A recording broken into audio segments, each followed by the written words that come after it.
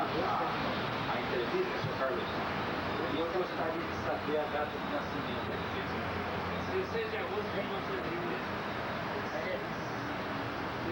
Já em 77.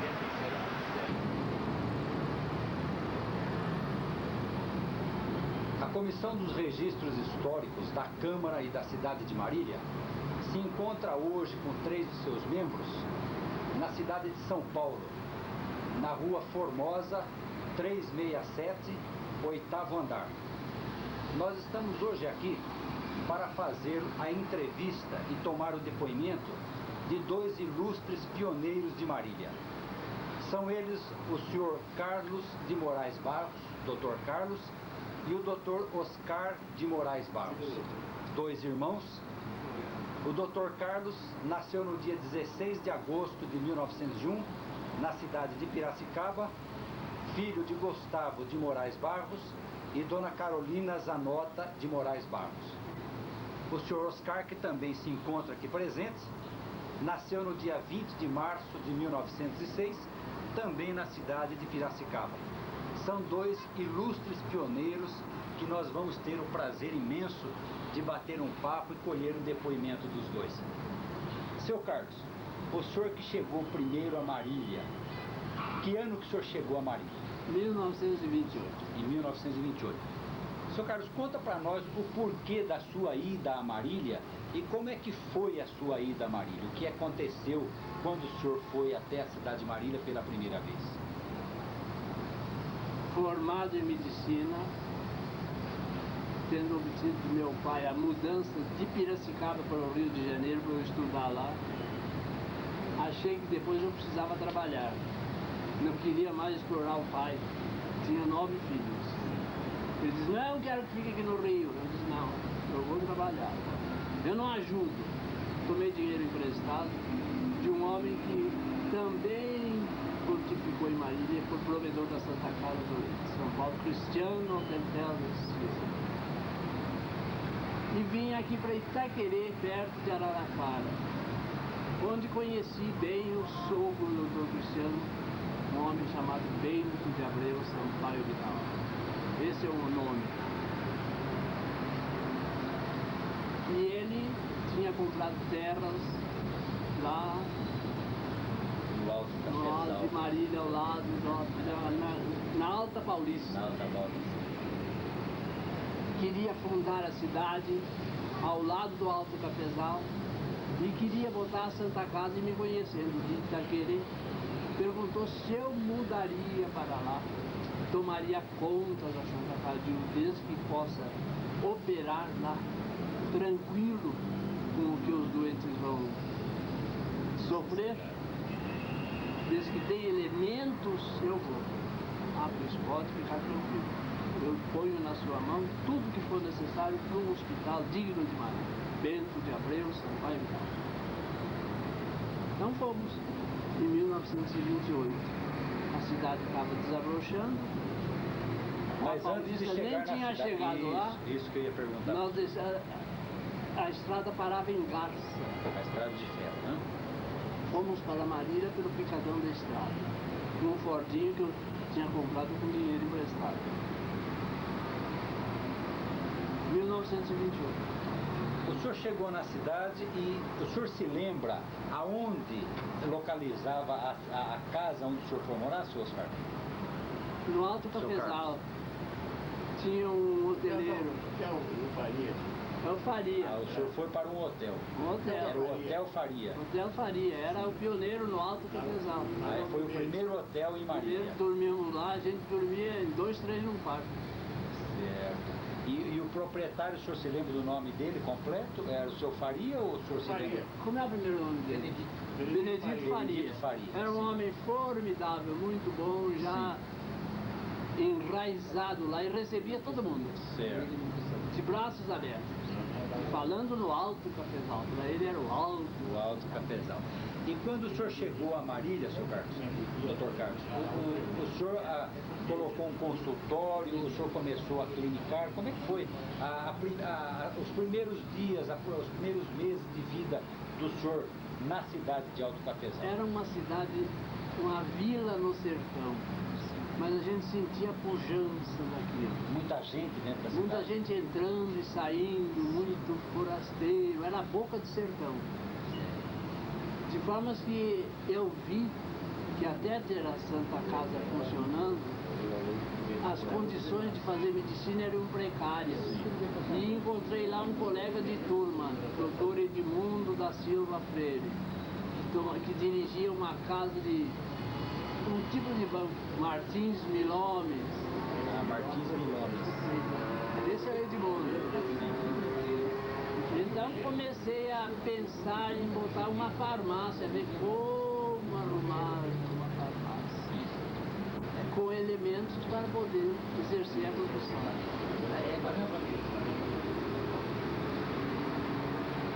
E depois o senhor fundou alguma coisa, ajudou a fundar alguma entidade? O senhor começou então, junto com o Dr. Cristiano, a fundar As terras eram, o Bento de Abreu comprou, acho que eram 3.000 e tantos alfeiras, dividida em várias fazendas que ele queria doar para as filhas, os casais já, ou então as filhas solteiras. Ele ia distribuir as áreas e localizou junto do Alto Cafezal o chão para plantar a Marília. E destinou também a área para a Santa Casa. E ao lado da Santa Casa, local para asilo de velhos, clube de futebol, aquilo tudo que lá existe, não é? certo hoje, né? Pois é. E ali então na área da Santa Casa, ele doou umas outras áreas para que a Santa Casa pudesse vender e oferir resultados para depois poder ter uma sobrevivência no futuro. Certo. O senhor se lembra, por exemplo, assim, das pessoas, no caso do seu relacionamento, algum outro médico que existia na cidade, farmácias, donos de farmácias, quais eram as Assim, primeiras os farmácias? nomes hoje eu já estou com a memória um bocadinho gasta. Sim, não se lembra de Mas o Edmundo Freire é um. Depois havia uns outros que faziam medo.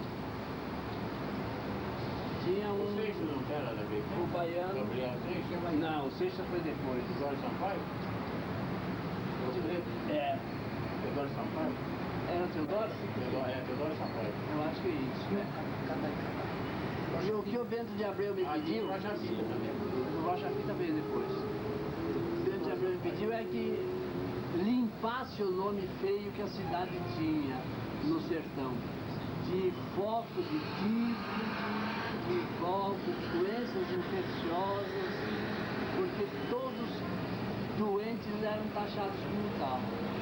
Então eu vi que condições, enquanto não montava laboratório na cidade, se podia mandar para um local mais perto, ou Piratininga ou Bauru, no caso, né? para exames, para mostrar que não havia na cidade senão uma leita. Fazendo o exame de sangue, verificamos que os casos de tifo e de outras doenças infecciosas eram pura maleita. Com os antimaláricos, supria a parte clínica. Eu e o Edmundo estava trabalhando muito nisso. Porque eu era médico mais de cirurgia geral, principalmente vias urinárias. Dizendo em cirurgia, a Sociedade de Medicina e Cirúrgica de Marília, o senhor se lembra Nós fundamos, fomos dessa nós que sociedade? fundamos. Sim, e como é que era os Fundamos elementos? justamente querendo botar farmacêuticos, médicos e dentistas para entrosar e fazer uma política a benefício da cidade. O espírito era esse, não deixar que amanhã o nome de Marília transparecesse no mercado de São Paulo como uma cidade onde a doença pairava.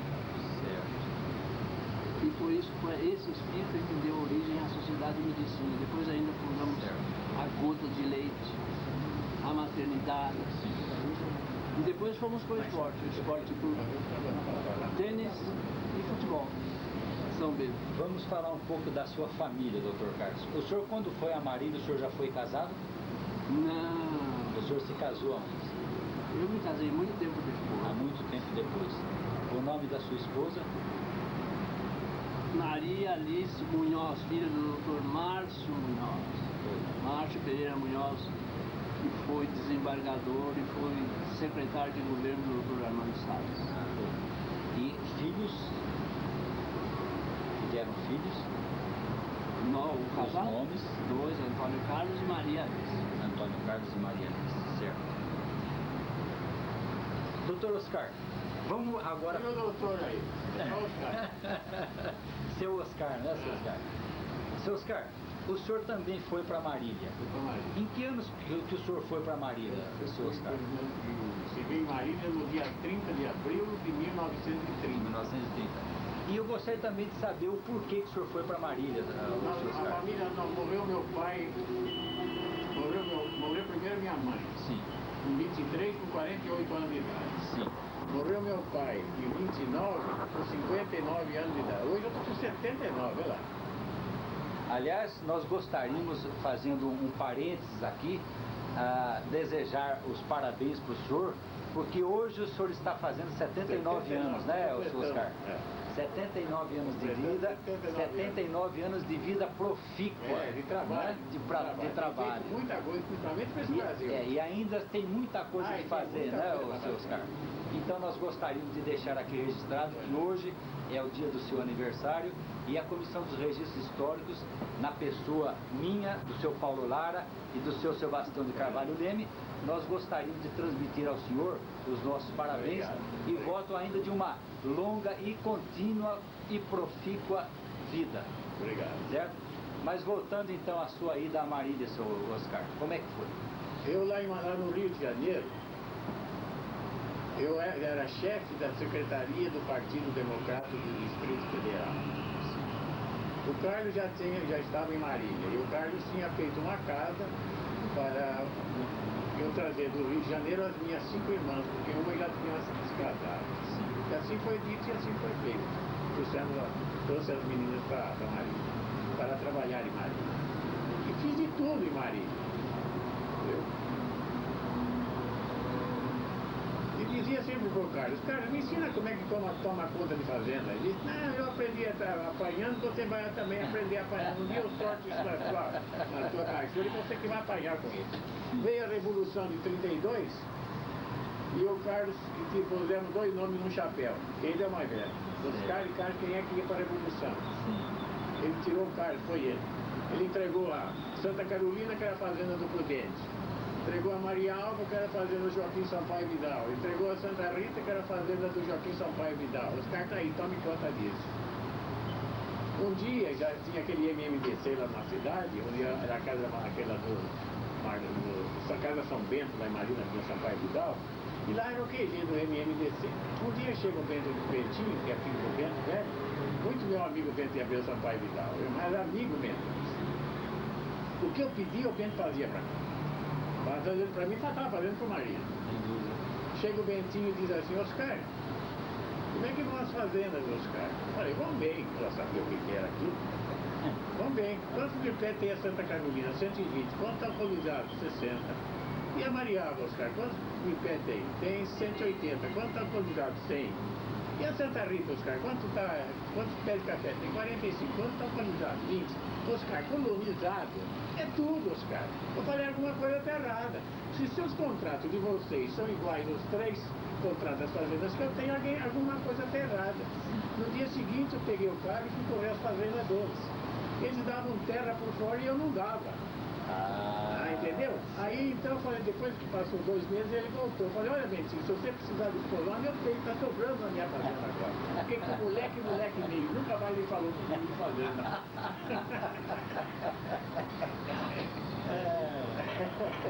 Muito bom.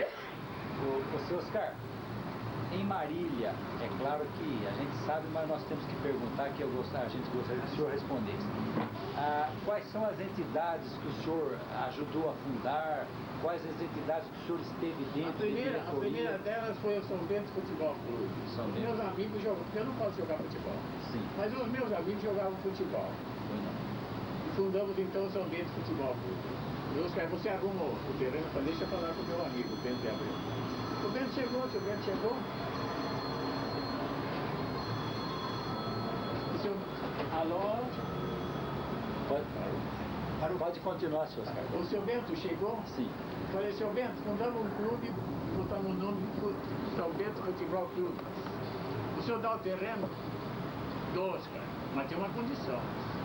fala, a condição é o seguinte, o dia, falava do Bento de Abreu, Sim.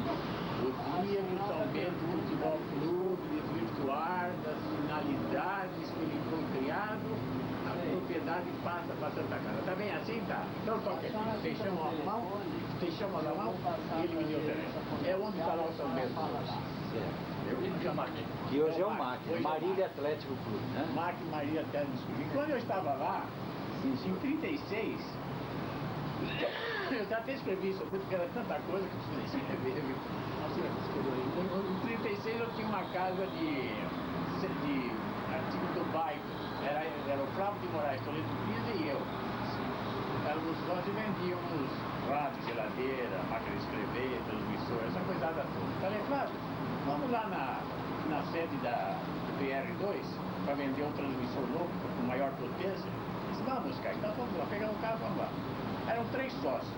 Um chamava-se Gustavo, o outro chamava Maria, o outro não me lembro o nome. Mas o Gustavo disse assim, em vez dos senhores vender um novo transmissor, os senhores não querem comprar? Quem está falando? Sim. Não querem comprar? Eu disse, bom, isso eu preciso de noite conversar com meu sócio. Eu vou jantar com ele, eu converso com ele amanhã. Amanhã podemos dar uma resposta. Então, às vezes eu pergunto, mas quanto é que vocês querem pela estação? 150 conto. Tá bom. No dia seguinte, na mesma noite, eu fui falar com o Flávio. Jantei com ele e disse, Flávio, se amanhã faltar um locutor e você enfrentar o microfone para dizer bom dia, povo de Marília, tá fechado. Fiquei à frente dos caras. Então tá fechado. No dia seguinte, pagamos 50 contos para um. O outro tinha prazo para pagar. E ficamos com o Pedro Marinho de Mello. Quando foi em 37, 1937, era governo de São Paulo, era o doutor Armando Salles de Oliveira. E eu falei com o cara, fala com o cara para ver se o governo compra essa emissora, porque ele vai ser presidente da República, e compra a estação.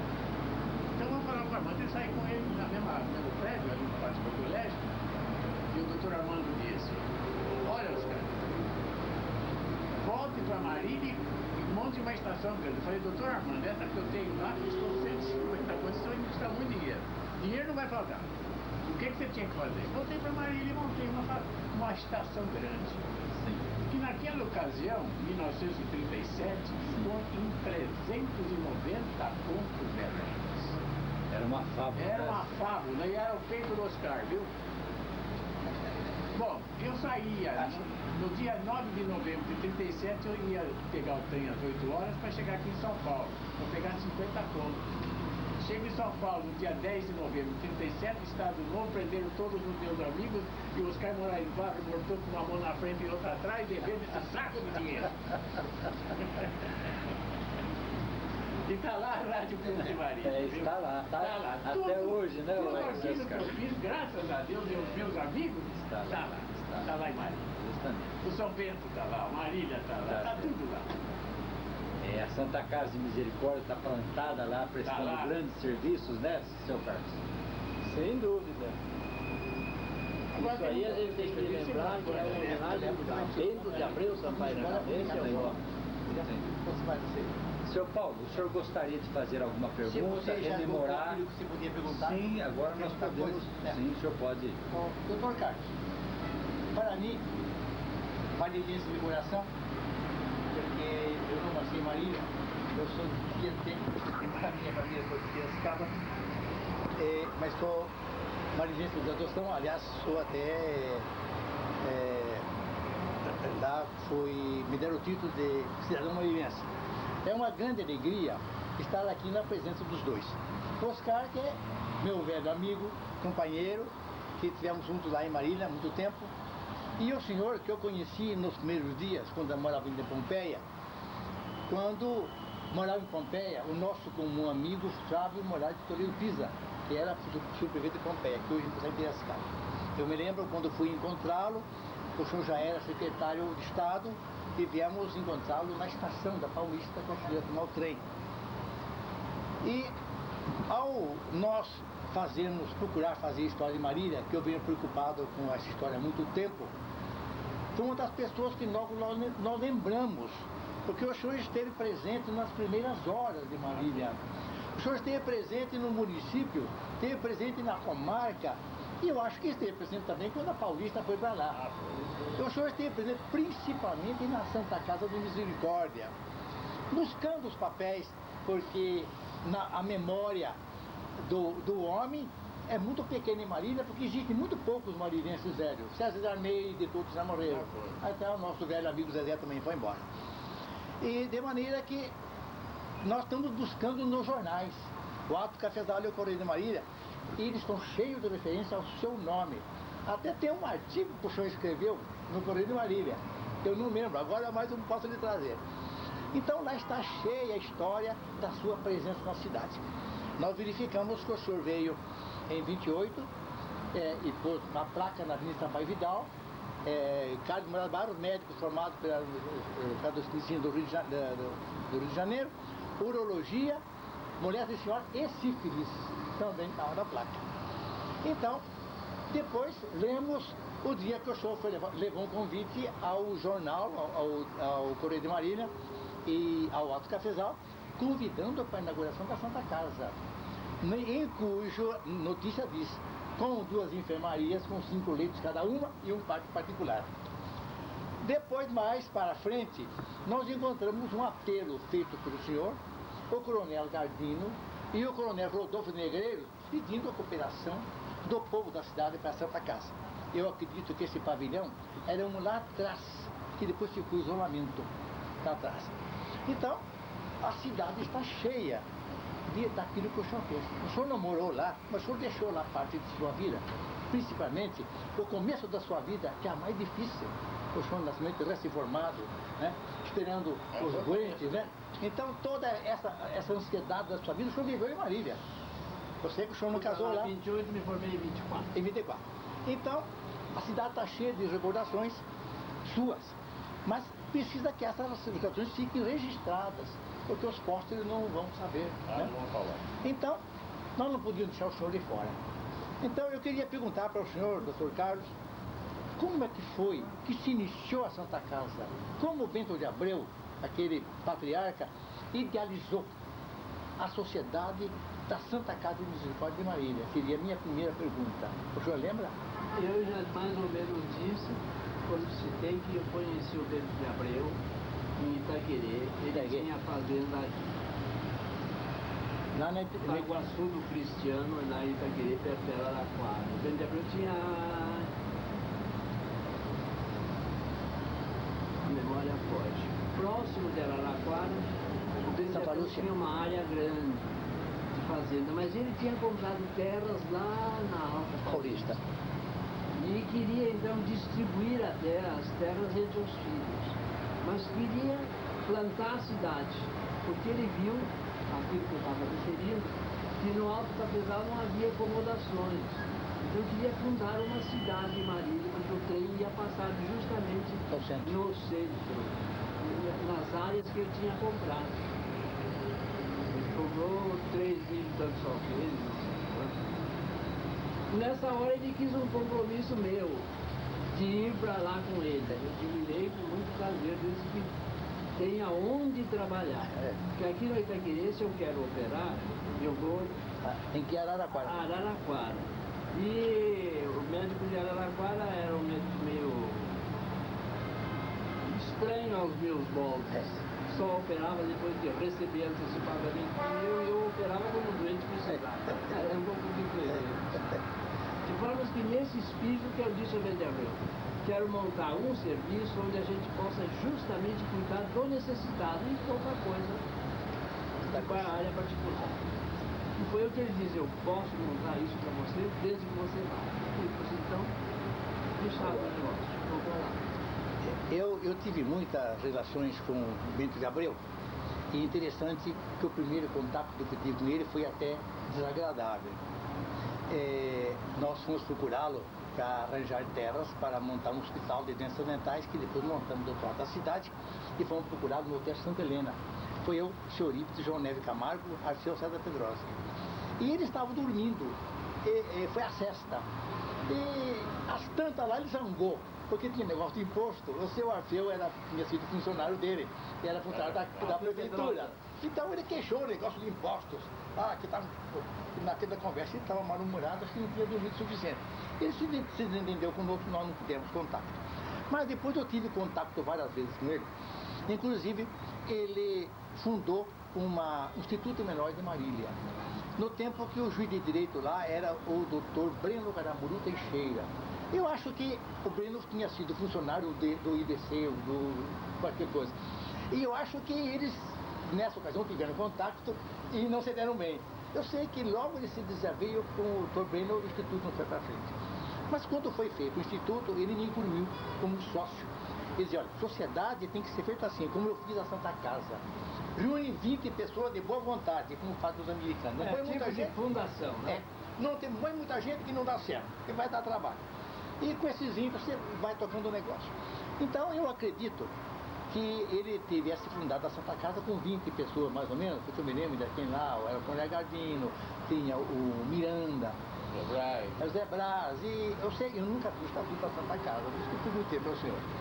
Mas então... É um tipo de uma fundação. Mas quem contribuiu foi Pedro de Abreu. Os alicerces foram ele que deu. Tudo. Tudo. Todo mundo da fazenda.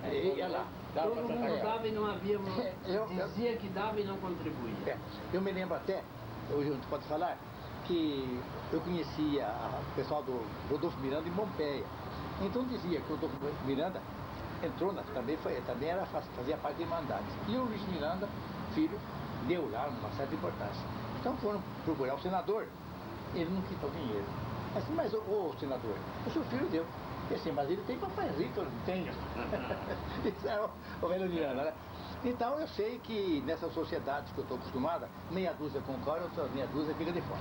O caso é que ele tocou o negócio para frente e hoje a Santa Casa de Marília é muito boa, é muito importante.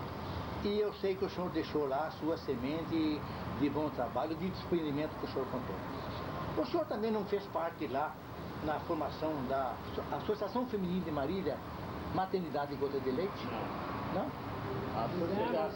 Pois é.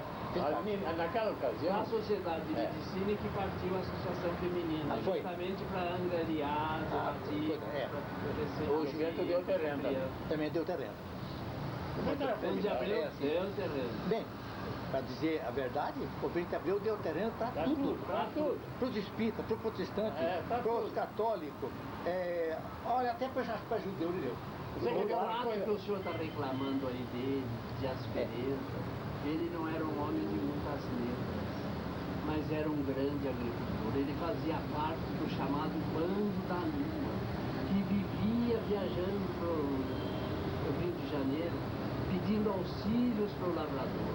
Porque o pequeno lavrador, esse padece muito, porque não tem acesso a bancos e não tem financiamento. E via de regra, maquinistas e coisa compram a safra para adiantar dinheiro para o custeio da lavoura. Então era essa a luta do Bando da Lua. Porque para fazer pressão junto ao governo, só mesmo entidades próximas do governo com as indústrias que foram aparecendo os coitados dos lavradores. Não tem. Sempre, mas no mundo inteiro. É isso não. Muito bem. Então, a maternidade enquanto eleito saiu do trabalho da Sociedade de Medicina e Cirurgia. O senhor falou aí sobre os médicos, não se lembrou mais do médico do seu tempo, além do Dr. Freire, o Dr. Vieram uns rapazes que quiseram trabalhar em Marília. Eu então os apanhava, quando isso já era a Santa Casa funcionando. Pegava com o meu cordinho, os médicos levavam para a Santa Casa, porque eles não tinham nem condução e eles trabalhavam de graça. Depois então uns colegas, quando a cidade já estava grande, começaram a botar um hospital particular e drenar os doentes que deviam ser atendidos na Santa Casa. Nos quartos particulares que ela tinha, eles tomavam para botar no serviço dele. Aí teve briga. Porque se a Santa Casa atendia os pobres, era justo para que eles pudessem pagar os quartos. Também tivesse.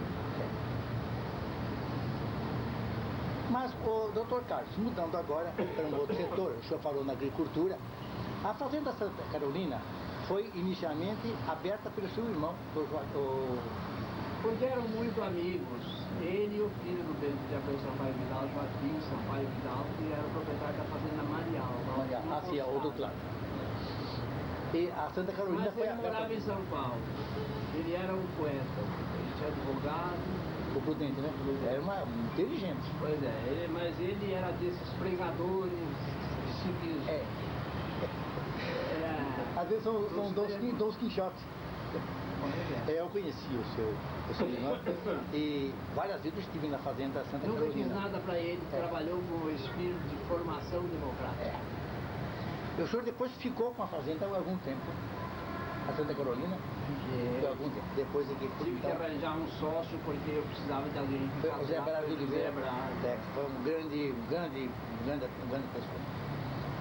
O doutor Carlos, vamos passar agora num outro ponto em que o senhor prestou muito trabalho a Marília.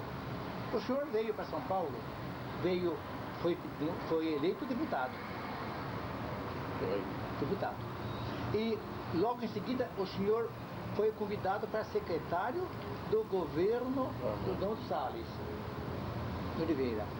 E o senhor lembra o ano que o senhor veio para São Paulo? Ninguém pode esquecer o ano, porque em 32 foi a Revolução Constitucionalista.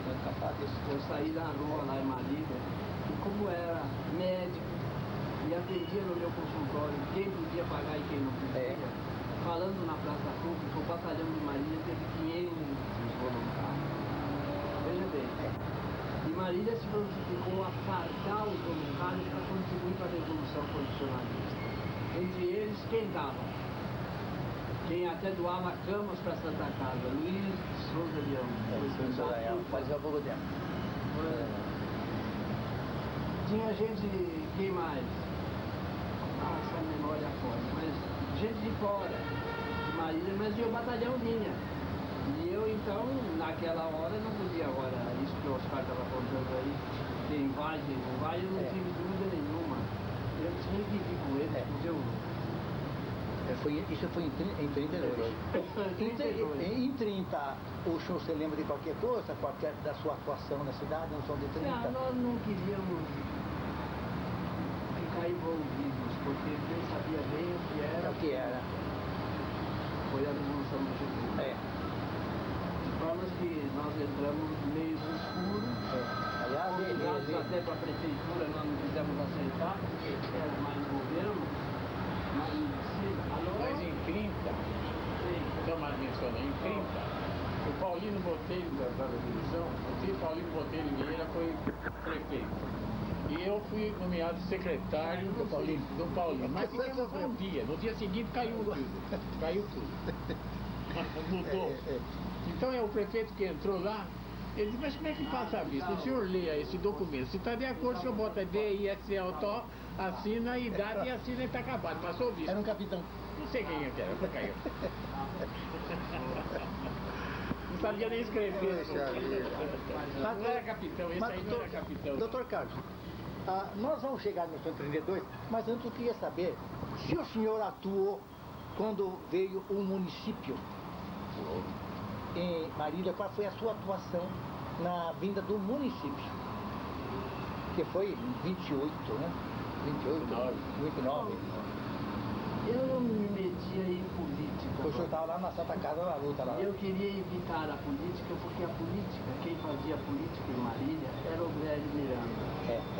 Era dominante. E eu queria ficar de fora para trabalhar no meu serviço médico. Muito bem. De forma que eu só mexi na hora de constitucionalizar. Mas esse município em São Paulo teria sido trabalho do Miranda ou do Bento de Abreu? Dentro de Abreu. Porque é isso que nós queremos dar ficar frisado. A figura de Marília deve se referenciar Bento de Abreu Sampaio. Porque lá tinha o seguinte, tinha uma parte que era de Campos Novos, que tinha um distrito policial. Depois lá de cá, o Bento de Abreu trouxe... Mas veja bem, não precisa perguntar muito. Foi ele mesmo. É só ver o que é Marília e o que é Alto Catezal. Muito bem. Então, voltando sobre a ação de 32, o senhor ficou lá no trabalho do... O senhor veio para São Paulo, em 32? quando os caras que sortearam. Aí veio para São São Eu Paulo. vim com os 500 voluntários. Veio com Eu acabei indo até no trem blindado. Ah, não tem blindado. Eu vou fazer uma pergunta para o senhor responde se quiser. O senhor se lembra de um incidente que houve em Marília, com referência ao ouro para bem de São Paulo, depois que terminou a Revolução? Como não? Lembra? Muito. Pode falar? Pode falar. Então, o que houve? Você pensei que ia falar. Não. Eu pergunto para o senhor, porque eu tenho notícia. Não tenho notícia. Eu tenho notícia, eu vou contar para o senhor o que eu fiquei sabendo. Então, conta. Eu fui muito amigo do doutor Coriano de Carvalho por muitos anos. Ele se fechou depois da Revolução, ele se fechou, ele ficou isolado.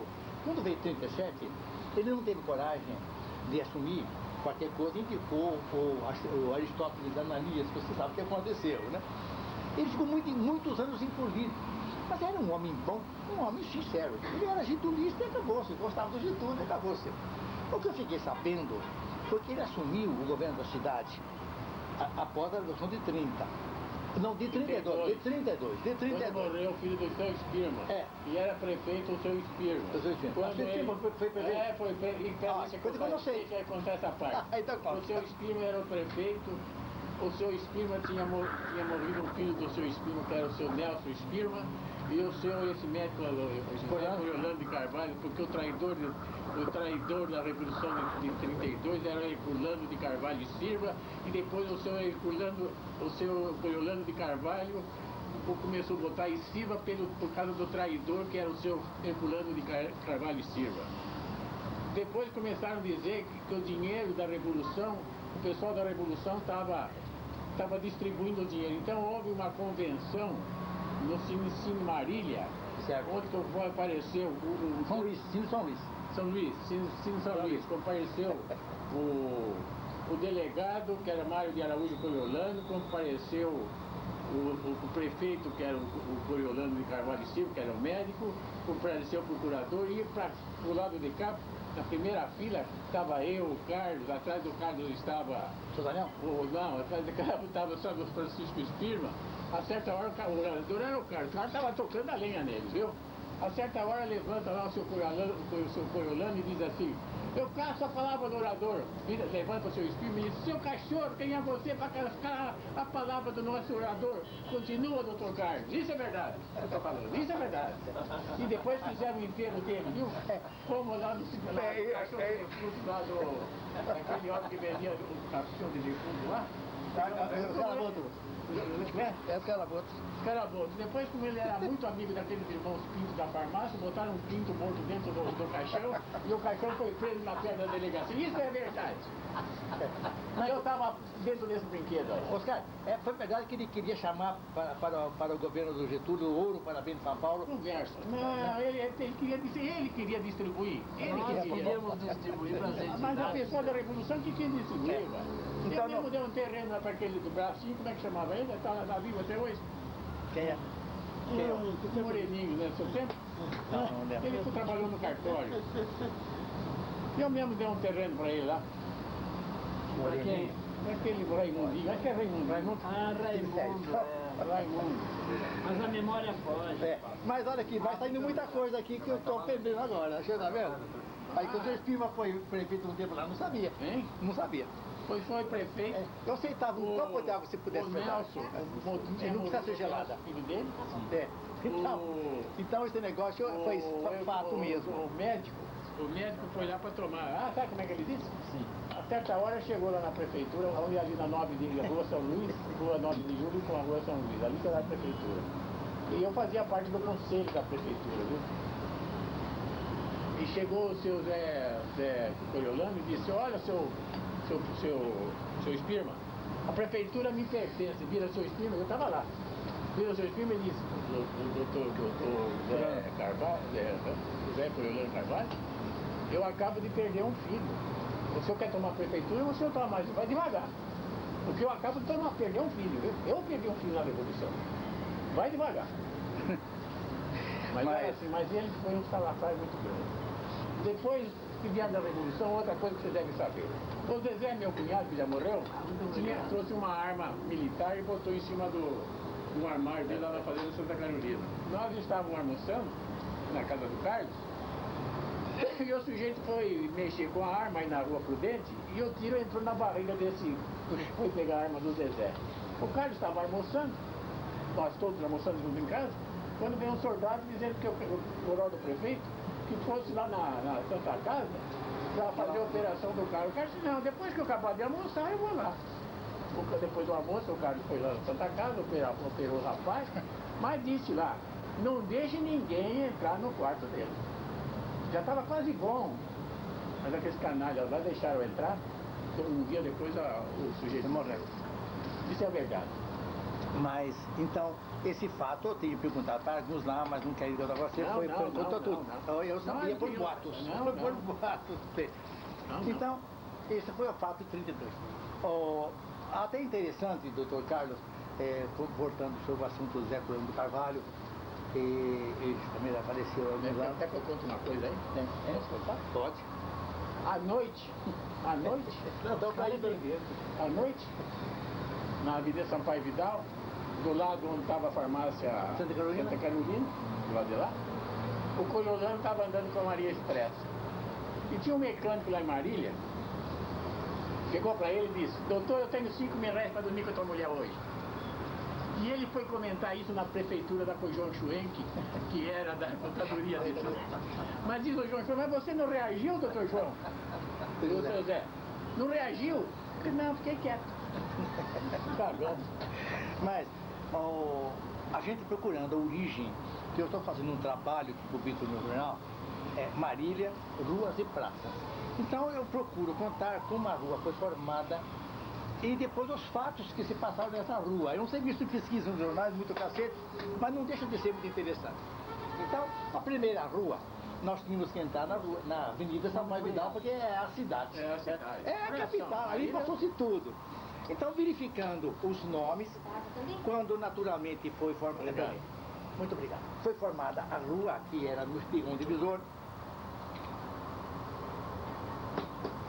Ela confrontava com os terrenos do Pereirinha, que chamava-se do Pereirinha Avenida do Contorno. E depois veio do Bento Abreu, em certo trecho acompanhou, certo trecho ele entrava do lado de lá até a rua Bernardo Cardeiro.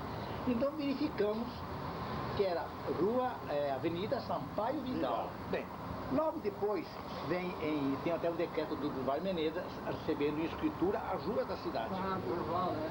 É, Durval que eu queria lembrar. Menezes. Então, logo depois surge um negócio do Coriolano. Ele assume, então havia um decreto, se não me engano, do Getúlio, proibindo dar nome de pessoas vivas a ruas. Mas ele, muito manhosamente, naturalmente, dado esse entreveiro que ele teve com vocês lá, ele disse que deixava o nome de Sampaio Vidal em homenagem à falecida esposa de Bento de Abreu Sampaio Vidal. Mas acontece que a dona Maria Isabel não era Sampaio Vidal, era Maria Isabel Botelho de Abreu Sampaio. Então você vê que ele procurou acomodar a situação, né? Mas quando foi mais tarde, o Aristóteles veio e mudou para 10 de novembro, em homenagem ao Getúlio. E, futuramente, alguns anos depois, o prefeito João Argolo voltou o nome. Então, eu sempre interpretei que aquele Sampaio Vidal era uma homenagem à família Sampaio Vidal. Porque se fosse do Bento de Abreu, seria Bento de Abreu Sampaio Vidal, como é a rua Joaquim de Abreu Sampaio Vidal. Então, até hoje, ela é Sampaio Vidal. Então, era isto que eu me lembrava. Mas, doutor Carlos, aqui em São Paulo... Mas olha, corrige aí. Não é a família, não. É o velho. É o velho. Quem, Joaquim? Olha, Joaquim era um amigão. Não é o Rafael, né, que era irmão É o Joaquim, é o Bento de Abreu Não, Sampaio. é o Bento de Abreu. É o velho Bento de Abreu Sampaio. Essa rua, a Avenida Sampaio Vidal. Ali é o Bento de Abreu, porque a avenida é a divisa do Alto Cafezal para Marília. Quando nós entramos lá, vivia mexendo dentro. Depois, com a política do Carlos, nós acabamos aqui, só ficou Marília sozinha, acabou Alto Cafezal, acabou a Vila Barbosa, acabou tudo. Ficou Marília. Mas isso deve ser o trabalho do meu irmão.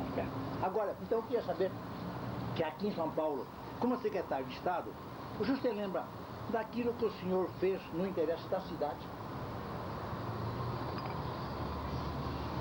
Tudo que eu pude fazer, agora que eu lembro... Água, esgoto, tudo que eu pude Armando levou tudo. É do João Neves Camargo, né? O Neto levou tudo, levou água, Tudo levou que era possível, combinamos. Havia aqui a apresentação do departamento do município, não é isso? É. Então Que tu viu aqui, né? trabalhamos em defesa de Marília e das cidades da Alta Paulista. O que foi possível fazer, estava no programa do governo, mas nada de politicagem. É, muito bem. Era administração. Era uma beleza. Governar com o seu Bento era uma beleza. Você quer ver uma coisa? Tanto que eu nunca quis usufruir nada. Eu só fui candidato a deputado, só fui candidato, porque naquela hora morre o Pedro de Toledo. É. E a chapa, o Armando, precisava ser eleito governador. Então ele me pediu que eu fosse para ajudar o Bento de Abreu em defesa da Alta Paulista. O Bento seria Marília. E houve até uma ciumada injusta no Bento de Abreu comigo, pensando que eu fui trabalhar. Eu tive mais votos do que ele, por uma razão implícita na cidade. Eu vivi lá. Eu vivia lá. Só isso, mas eu não pedi voto lá. Justamente para o seu Bento não magoar, porque de tal maneira eu considerava valer voto. Muito bem. Mas quando eu comprei a estação de rádio lá do seu Gustavo, do Marinho, era um outro diretor, eles tinham um quarteirão lá perto da onde tratamento da água de Marília. Era um quarteirão. Mas quando eu tinha que instalar essa nova estação de rádio, eu precisava de um arqueiro, porque as torres, quando caíssem, tinha que cair dentro do terreno. Então eu falei, olha, seu Bento, eu vou construir um negócio grande para Marília. Vamos trocar o seu arqueiro, o seu quarteirão por um arqueiro lá na saída do MC. Com você tá feito, os caras, tá trocado. Ele tomava tudo comigo. Era formidável. E construía aquela coisa lá, duas torres de 42 metros de altura. E ninguém queria fazer aquilo, viu? Nós tínhamos um carabina que era Antônio Daceno, lá em Marília. Eu lembro desse. O Antônio veio, seus caras, o senhor me dá 5 contos cada torre, eu construo, para me dar madeira, me dá parafuso, me dá dá tudo, eu forneço a mercadoria. E ele sozinho construiu as duas portas. Ah, beleza. É uma Essa maravilha. rádio que o senhor diz é a PR2, Rádio Clube de Marília, né, seu Carlos? É, Rádio Clube. Quando era ali pegado do IMC. Certo. É que a gente quer que fica registrado que É a PR2 é a Rádio Clube de Marília, né? Depois construíram, depois que eu vendi em 45, eles construíram outras torres mais adiante. Sim, viu? Ah, sim. Mas eu acho que o Sebastião está lembrando aqui que o nome Alto Cafezal foi dado porque havia um cafezal lá. Eu tenho uma explicação do Bento de Abreu Sampaio Vidal, que transmitia a comissão.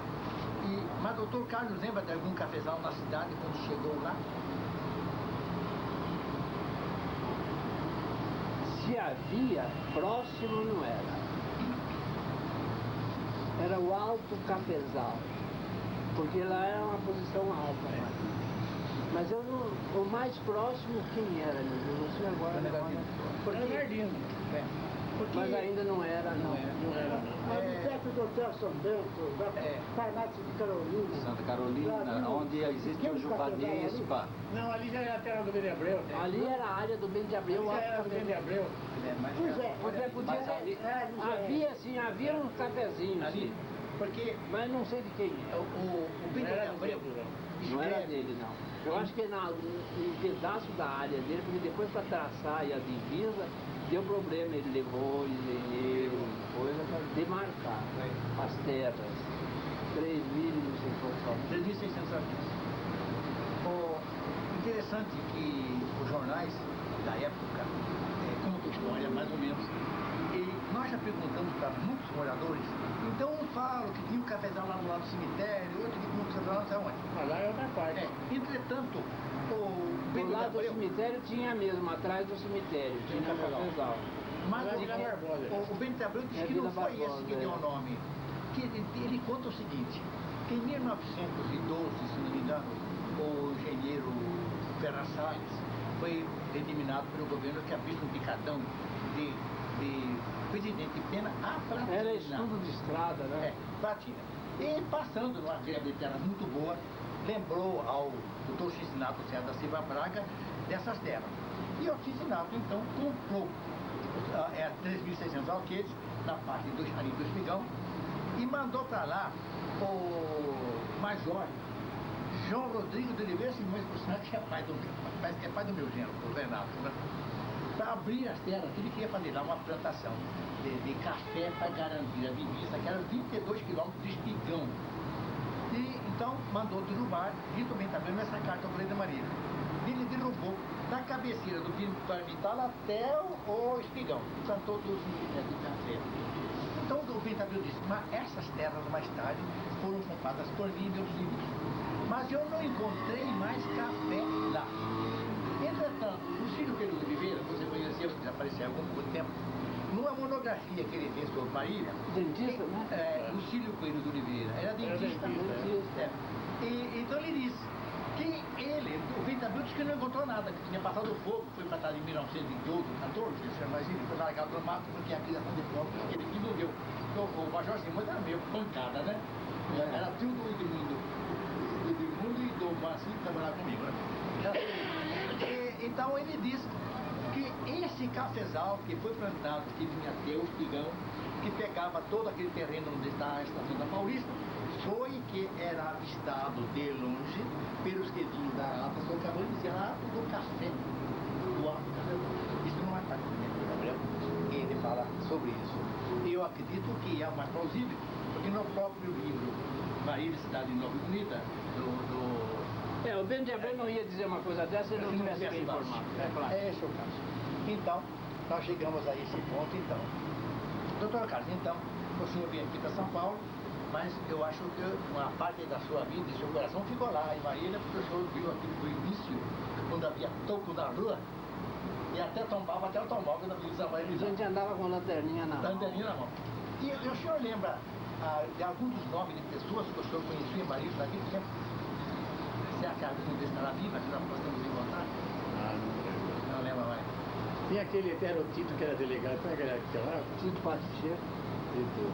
Não. A memória foge, sabe? É. Vai desculpar porque depois com a idade o neurônio é uma célula aqui. As coisas recentes vão ficando Tinha pra esse trás. Tito, ele era meio delegado lá, Tito não sei quem. Não é o Quitinho? Não é Não, Quitinho não. Quitinho era Nogueira, né? Nogueira. Era filho do coronel Nogueira. Quitinho, o irmão dele. Esqueça o nome. Não. É o Teodoto. Teodoto, esse é Nogueira. Mas não é desse tempo. Nós encontramos com muita dificuldade os números, muito curtos, né? Muito Verdade.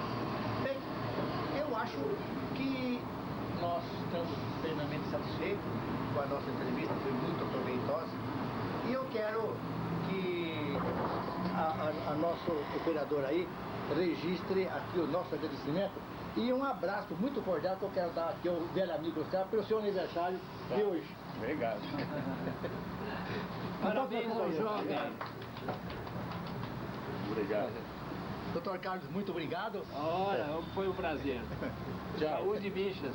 E, olha, Paulo, isso aí. Você tá vendo aqui? Você vai me servir. Aí tem um pouco da minha vida aí dentro. Certo. Você quer ter pouco depois disso aqui? Não, pode ficar. Tá certo. Você quer, então, encerrar?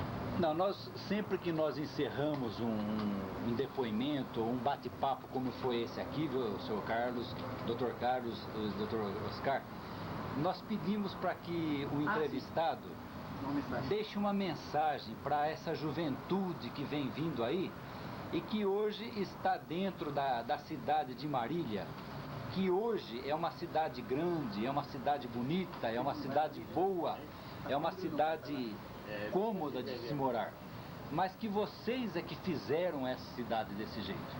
Vocês pioneiros é que chegaram em 24, em 25, em 28, como o senhor disse que chegou.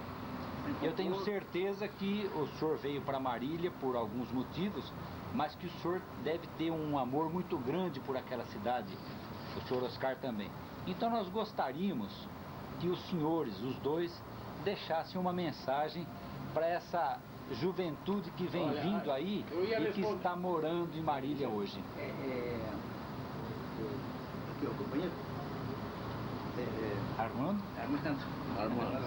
Eu escrevi, viu? Pois não, pode dizer, seu Oscar, por favor. Vou dizer aqui o fechinho aqui. Pois não. Para que não se passe despercebido, quero registrar aqui também essa passagem da minha vida. Era representante do Estado de 1930 do Estado de São Paulo, da cosmocapitalinização em 32, ano da Revolução, quando fui administrar 3 fazendas. Não entendia de fazenda, porque eu morava no Rio de Janeiro e lá não tinha fazenda, lá tinha mar, praia. Claro. E eu sempre dizia pro cara, me explica como é que toma conta de fazenda. Ele disse, não, você vai ao solto da tua mão, você vai apanhar mesmo. E foi assim, tá bom. No ano de 32, ano da Revolução, quando fui administrar 3 fazendas, Santa Carolina, Mário Alva e Santa Rita, das quais recolhi grandes experiências. Estamos trabalhando, portanto, para que o novo Brasil, que agora refloresce com o Dr. Tancredo Neves, possamos realizar tudo o que for de bom e que a nossa pátria merece. Marília, especialmente, continua sendo a cidade dos meus sonhos e, quiçá, nela farei a minha morada eterna. Porque eu quero ser enterrado em Marília. Eu tenho um túmulo lá, viu? Tem um túmulo lá? Isso ainda vai demorar Como muito tempo. menino, o túmulo que me impressionava era do seu avô lá em Piracicaba. Seu Carlos, Dr. Carlos, nós gostaríamos que o senhor também deixasse uma mensagem para a juventude que hoje mora em Marília e que o senhor ajudou a construir. Eu acho que a juventude de Marília, uma juventude brasileira, deve estar auspiciosamente satisfeita com o que ocorre na nossa democracia. Olha o que houve na passagem do governo, um incidente operatório do Tancredo, tudo superado, e está todo mundo esperançado, mas em quem? Justamente nos moços, para atenderem a grandeza dessa nossa terra, que é o Brasil. E Marília é parte. Muito bem, obrigado. Vou contar uma passagem mais. Pois não, fique à vontade. Em 1932, então eu comecei a mexer em café, viu? E eu trabalhava naquela ocasião com uma firma, companhia